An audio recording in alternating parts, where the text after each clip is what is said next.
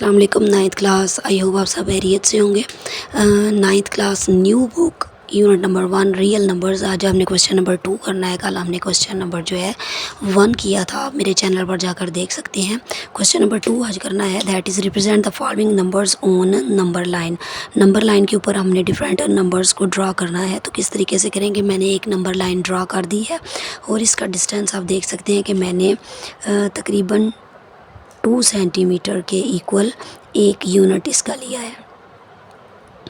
इस पे हम डिफरेंट पॉजिटिव नंबर्स और नेगेटिव नंबर्स ड्रा करेंगे। सेंटर पे ज़ीरो होता है और राइट साइड पे इसके पॉजिटिव नंबर्स होते हैं और लेफ़्ट साइड पर इसके नेगेटिव नंबर्स होते हैं। आगे दोनों साइड्स पे मैंने एरो लगा दिया। एरो का मतलब होता है कि ये आगे जो है कंटिन्यू होते हैं, 3 4 5 6 इस तरह से -3 -4 -5 आ जाएगा। अब जो √2 है, इसको हल करने के लिए देखेंगे कि इसकी अप्रॉक्सीमेटली वैल्यू जो है आप कैलकुलेटर पे देख सकते हैं, वो तकरीबन है 1.414। इसका मतलब ये है कि ये 0 से 1 और 1 से थोड़ा सा आगे यहाँ पर कहीं जाकर होगी। लेकिन एग्जैक्ट वैल्यू मालूम करने के लिए आपको देखते हैं कि हम इसे किस तरीके से करेंगे। एक पैथागोरस थ्योरम जो है उसकी मदद से मैंने एक ट्रायंगल ड्रा की है।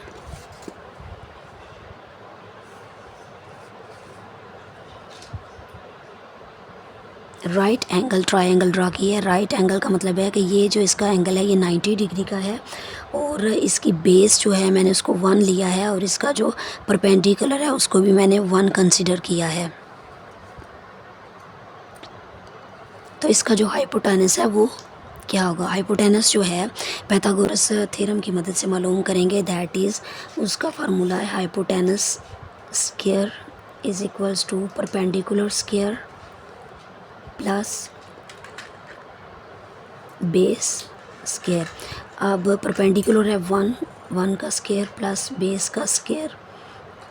स्क्वायर जब लिया तो 1 + 1 2 और इस साइड पे हाइपोटेनस का स्क्वायर है। अब स्क्वायर को ख़त्म करने के लिए मैंने दोनों साइड्स पर स्क्वायर रूट ले लिया है। तो अब ये इसके साथ कैंसिल हो गया है। तो हाइपोटेनस जो है वो मेरे पास आ गया है √2। अब आप देख सकते हैं कि इसकी बेस जो है 1 सेंटीमीटर हो तो इसका हाइपोटेनस जो है वो √2 के बराबर आए। तो अब मैं यहाँ पे इसको यहाँ से लेकर यहाँ तक बेस कंसिडर करूँगी। ये मेरे पास बेस बन गई है और इसका जो राइट एंगल बनाना है वो भी तकरीबन मैं इतना ही लूँगी। जितना डिस्टेंस इसका है उतना ही परपेंडिकुलर मैं ड्रा करूँगी। मैंने तकरीबन 2 यूनिट्स लिया था तो मैं उतना ही परपेंडिकुलर ले रही हूँ और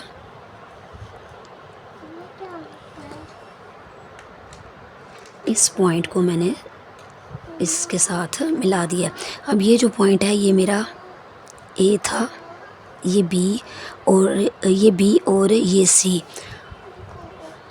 अब ये भी 1 है और ये √2 वैल्यू है। अब मुझे ये √2 आ गया तो मैं क्या करूँगी, तकरीबन मैंने इस पॉइंट के इक्वल अपनी कंपास को खोल के यहाँ पे ए के ऊपर रख कर तो मैं एक आर्क ड्रा करने लगी।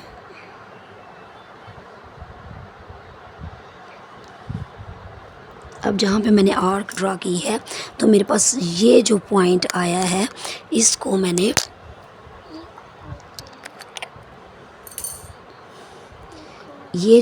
इसको मैं थोड़ा सा लंबा कर लूँगी। ये जो मेरा पॉइंट आया है ये मेरा √2 आ गया है। आप इस फार्मूला की मदद से इसको हल करके देख सकते हैं। इसी तरह से जो पार्ट 2 है दैट इज़ √3। अब √3 को कैसे लेना है, उसी तरह से मैंने सेम डिस्टेंस पर मैंने एक नंबर लाइन को ड्रा किया है।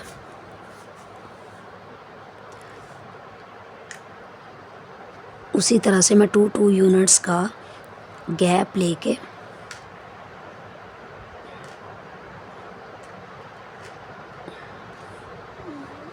कर दिया। अब यहाँ पे ये मेरे पास 0, ये मेरे पास पॉजिटिव वैल्यूज़ आ गई।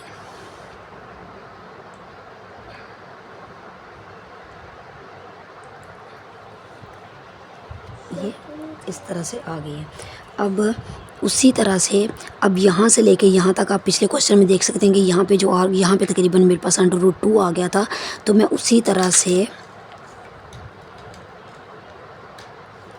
अब जो पहले मैंने ये वाला एंगल ड्रा किया था, आप देख सकते हैं ये √2 के इक्वल आ गया था।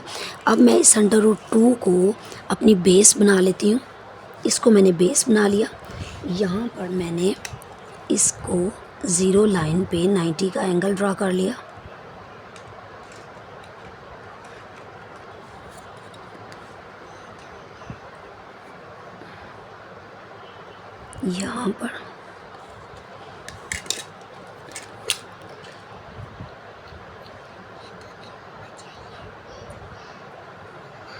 यहाँ पर मेरी ये बेस आ गया और ये मेरे पास परपेंडिकुलर है। इसको भी मैंने ये √2 इसको मैंने 1 के इक्वल लिया। अब इसका परपेंडिकुलर जो है वो मेरे पास क्या आ रहा है, अब ये बेस है, ये इसका परपेंडिकुलर है और ये इसका हाइपोटेनस है। हाइपोटेनस क्या होगा, उसी तरह से मैं फार्मूला लगाऊंगी जैसे मैंने पिछले क्वेश्चन में फार्मूला लगाया था। Hypotenuse square is equal to perpendicular square plus base square. अब परपेंडिकुलर मेरे पास आ गया है 1 और बेस मेरे पास आ गई है √2 स्क्वायर 1। अब ये और ये कैंसिल हो गई 2। उसी तरह से हाइपोटेनस जो है मैं उसका जब अंडर स्क्वायर रूट लूँगी तो ये मेरे पास ये स्क्वायर रूट यहाँ पे मेरे पास √3 आ गया। अब उसी तरह से जैसे मैंने पिछले क्वेश्चन में किया था, यहाँ पे उसी तरीके से मैं पहले √2 लूँगी।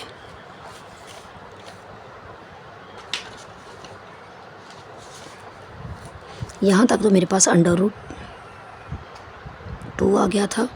उसी तरह से मैं इसको 0 लाइन कंसिडर करते हुए 90 का एंगल ड्रा करूँगी।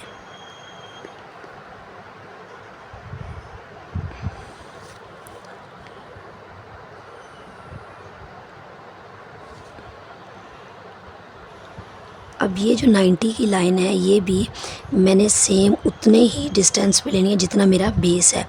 तो बेस तकरीबन मेरी कितनी थी,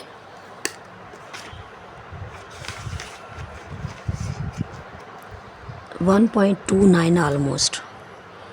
यहाँ पर भी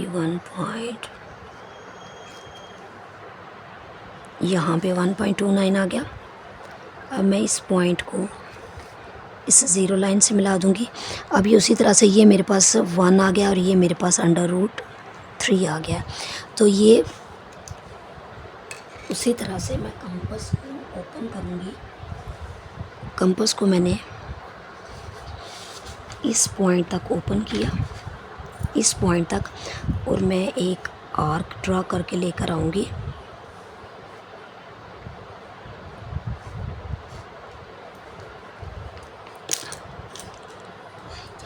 वो ऑलमोस्ट मेरी 2 से थोड़ी सी पीछे है,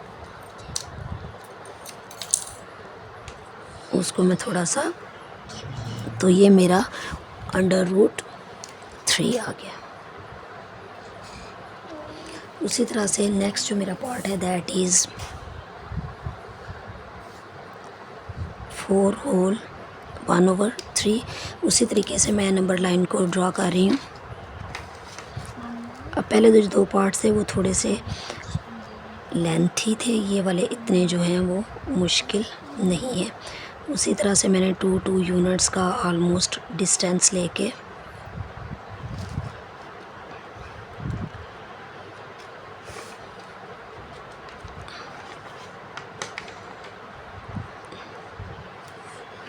अब मुझे यहाँ पे 4 पहले चाहिए, तो मैं ये पॉजिटिव वैल्यूज़ लिख ली और ये नेगेटिव। अब ये क्वेश्चन है 4 होल 1/3। अब पहले तो 4 होल का मतलब कि मुझे 4 जो है वो कंप्लीट 4 चाहिए था। यहाँ पे 4 मुझे इसको मुझे थोड़ा सा लंबा करना पड़ेगा।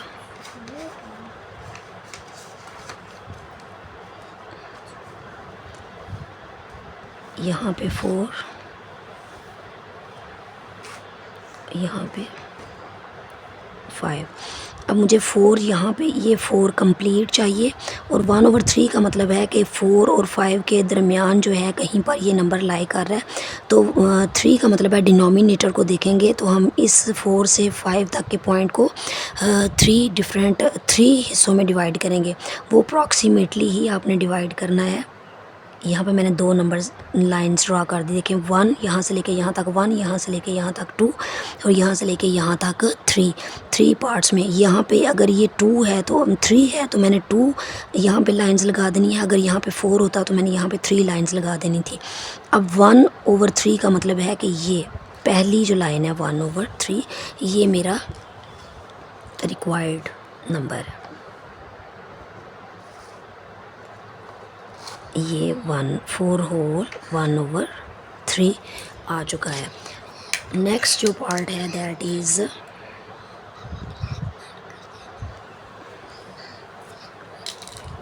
-2 होल 1/7। उसी तरह से मैंने नंबर लाइन को ड्रा किया।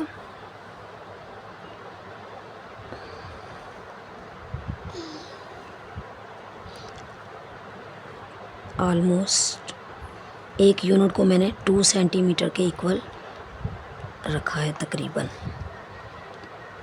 अब मुझे नेगेटिव वैल्यूज़ चाहिए, -1, -2 और -3। अब -2 होल 1/7 का मतलब है कि -2 जो है वो कंप्लीट चाहिए और 2 और 3 के दरमियान ये 7 डिनोमिनेटर में 7 है तो मुझे 7 लाइंस, मतलब ये 7 है तो मुझे यहाँ पे डिनोमिनेटर में 6 लाइंस को ड्रा करना है तकरीबन अंदाजे से एक जितनी। 1 2 3 4 5 एंड 6। अब यहाँ पे 1/7 का मतलब है कि जो भी फर्स्ट वैल्यू है 1/7 में से जो पहली वैल्यू है वहाँ पे मेरा 1/, उसको मैं थोड़ा सा लंबा कर लूँगी तो ये मेरा आ गया है -2 होल 1/7। इसी तरह से जो नेक्स्ट पार्ट है दैट इज़ 5/8।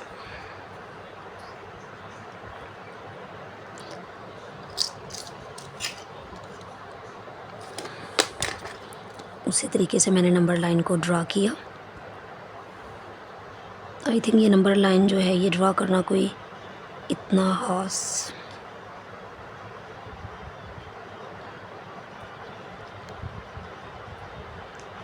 टू तकरीबन यूनिट्स का मैं डिस्टेंस रखती हूँ। अब ये पॉजिटिव वैल्यूज़ मुझे चाहिए तो मैं पॉजिटिव साइड पे ज़्यादा नंबर्स लिख लेती हूँ। अब यहाँ पे मेरे पास होल में कोई भी नंबर नहीं है तो इट मीन्स ये 0 और 1 के दरमियान में कहीं पर लाइन है तो ये 8 है। इट मीन्स मैं यहाँ पे 0 से 1 के दरमियान 7 लाइंस को ड्रा करूँगी अप्रॉक्सीमेटली 1 2 3 4 5 6 एंड 7। एक तकरीबन मैंने अंदाजे से 7 लाइंस ड्रा कर ली और ये 8 पार्ट्स बन गए। अब इसमें मुझे 5th वाले नंबर पर जाना है 1 2 3 4 एंड 5 दिस वन। अब इसको मैं, ये मेरे पास जो पॉइंट आ गया है 5/8। अब इसका जो लास्ट पार्ट है वो है 2 होल 3/4। इसकी जो नंबर लाइन है उसी तरह से मैं ड्रा करती हूँ।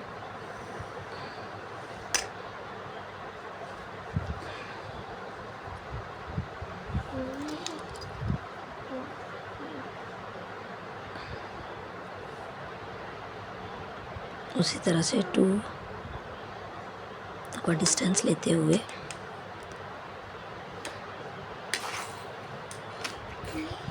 ये पॉजिटिव वैल्यूज़ और यहाँ पर नेगेटिव वैल्यूज़।